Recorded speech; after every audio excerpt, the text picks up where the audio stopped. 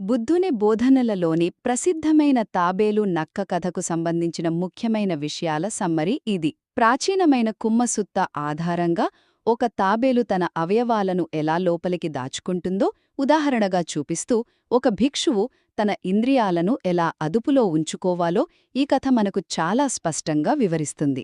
ఈ కథ నుండి మనం నేర్చుకోవలసిన 3 ఆసక్తికరమైన విషయాలు ఇప్పుడు చూద్దాం. మొదటిది, అసలు ఈ తాబేలు దేనికి సంకేతం? ఆ తాబేలుకున్న 4 కాళ్ళు, ఒక తల అచ్చం మనకున్న 5 ఇంద్రియాలను సూచిస్తాయి. ఇక్కడ మనసే వాటిని నడిపించే 6వ ఇంద్రియం.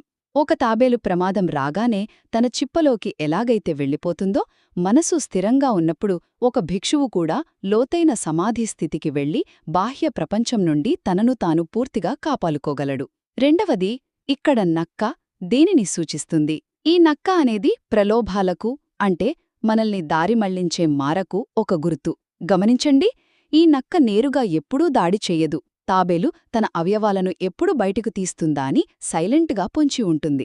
అలాగే ఒక భిక్షువు ఏమాత్రం ఏమర్పాటుగా ఉన్నా లేదా సురక్షితంగా ఉన్నాననే భ్రమపడినా ఆ ప్రలోభాలు వెంటనే దాడి చేస్తాయి. చివరగా, ఇంద్రియ నిగ్రహం అనగానే కేవలం కళ్ళు చెవులు మూసుకోవడం అని కాదు. బయటి ప్రపంచం మీద ఉన్న ఆసక్తిని పూర్తిగా వదిలేసి అంతర్గతంగా మనమీద మనం ఆధారపడటం. అంటే బయటి ప్రలోభాల పట్ల ఆకర్షణను వదిలి మనస్సును చిప్పలాంటి బలమైన అంతర్గత నిగ్రహంలో భద్రంగా ఉంచుకోవడమే నిజమైన స్వేచ్ఛ.